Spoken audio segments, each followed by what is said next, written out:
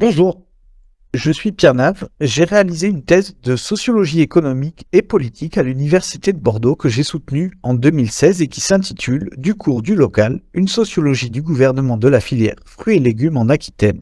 C'est donc avec plaisir que je vais partager avec vous quelques enseignements de mes recherches autour de l'idée reçue que le local, c'est l'idéal.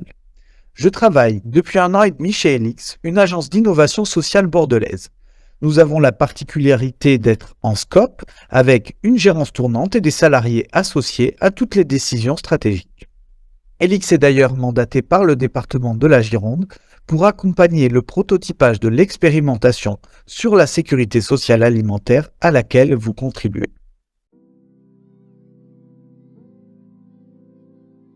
La question de l'alimentation locale et de ce qu'on appelle maintenant le locavorisme renvoie à une notion assez floue et peu définie.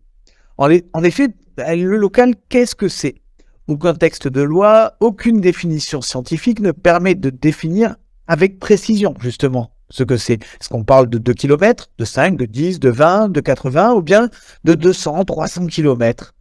Et c'est justement ce flou qui fait l'intérêt sociologique de la notion, puisque en l'absence de définition officielle et partagée, chacun peut se l'approprier et dire qu'il travaille en local, vend des produits locaux, sans avoir à préciser à quelle échelle de localité il se réfère en particulier. Alors, dans ces conditions, on le voit, il est difficile de concevoir que le local, c'est l'idéal, même si, évidemment, la consommation de produits dits locaux peut présenter un certain nombre de bénéfices. Il peut s'agir de bénéfices environnementaux du fait de la réduction des émissions liées au transport des produits alimentaires. La relocalisation des circuits de production, distribution, consommation des produits agricoles permet également de maintenir en proximité des grandes aires de consommation comme la métropole bordelaise un tissu d'exploitation agricole sur le territoire avec une fonction nourricière de proximité. Par ailleurs, la réduction des délais entre la récolte et la consommation des produits, en particulier des fruits et des légumes, permet aussi d'améliorer leur qualité gustative et nutritive. Enfin, ces dynamiques de relocalisation permettent de mettre en valeur des espèces locales ajustées au climat, au sol, et de perpétuer ainsi des traditions culinaires et gustatives locales. Le développement de systèmes alimentaires relocalisés dans lesquels les producteurs, les distributeurs et les consommateurs sont tenus par des relations de proximité géographique présente indéniablement des avantages. Mais affirmer que le local c'est l'idéal, là en revanche, je pense qu'on est bien sur une idée reçue. Et je voudrais développer en particulier 3 points pour appuyer cette idée. Le premier, c'est que, comme je le disais, aucune définition officielle du local n'existe. À l'inverse, nous sommes capables de définir ce qu'est un circuit court. C'est un circuit de production-consommation qui implique l'existence d'un intermédiaire maximum entre le producteur et le consommateur. On va avoir des circuits de vente directe, sans intermédiaire, et des circuits de vente indirecte avec un intermédiaire, cet intermédiaire pouvant être un commerçant, une grande ou une moyenne surface, un restaurateur, un épicier, un primeur, etc. Aujourd'hui, de plus en plus de distributeurs se réclament de travailler avec des producteurs locaux pour asseoir leur image de marque et de qualité.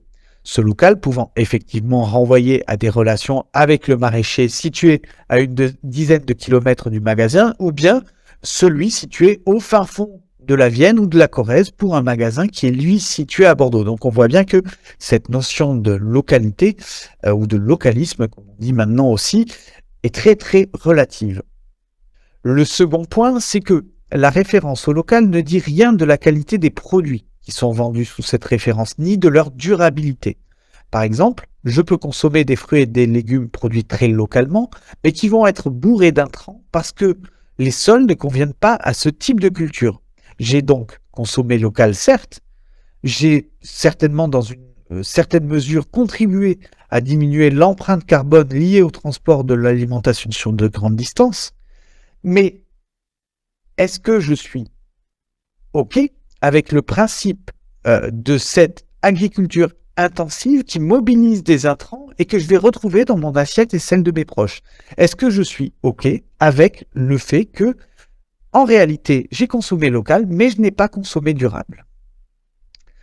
Le troisième et dernier point, c'est que la référence au local ne dit rien là non plus de la contribution sociale et économique des modèles agricoles aux enjeux de société. Un exemple, là encore, si j'ai à côté de chez moi une grande exploitation qui vend 5% de sa production à des commerçants ou à des mangeurs locaux et construit son image de marque locale sur cette base, tout en employant des travailleurs clandestins, en ne redistribuant pas équitablement la richesse créée, est-ce qu'on peut dire que le système local est économiquement et socialement plus vertueux qu'un producteur qui est peut-être plus distant, mais qui respecte le code du travail, qui emploie des personnes du territoire qui sont éloignées de l'emploi, qu'il s'agisse de travailleurs en situation de handicap, de migrants ou de jeunes déscolarisés.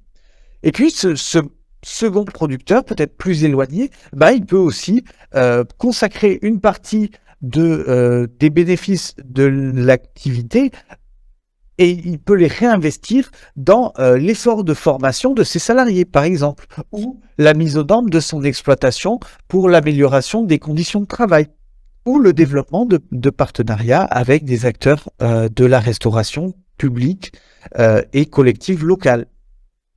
Voilà, derrière la notion de local se cachent donc des impensés relatifs à la durabilité environnementale des produits et de leur mode de production, ou bien à la durabilité des pratiques économiques des acteurs de la filière. Aujourd'hui, certainement un enjeu à sortir de cette impasse qui serait celle de chercher à normer le local, puisque dès que l'on bouge, le local bouge lui aussi. Il pourrait en revanche être pertinent d'investir des réflexions de certification, voire de labellisation à l'échelle territoriale, à l'échelle d'un département, d'une métropole, d'une agglomération, d'une communauté de communes, pourquoi pas, pour établir des cahiers des charges qui attesteraient de la qualité environnementale, sociale, économique des produits certifiés par le territoire, tout en garantissant l'ancrage territorial des produits ainsi valorisés et leur meilleure valorisation dans l'espace territorial défini par le cahier des charges et la politique de certification. Voilà, j'espère que ce petit exposé vous aura été utile et je vous souhaite un excellent travail autour de ces enjeux de sécurité sociale alimentaire qui est un sujet vraiment passionnant. Au revoir.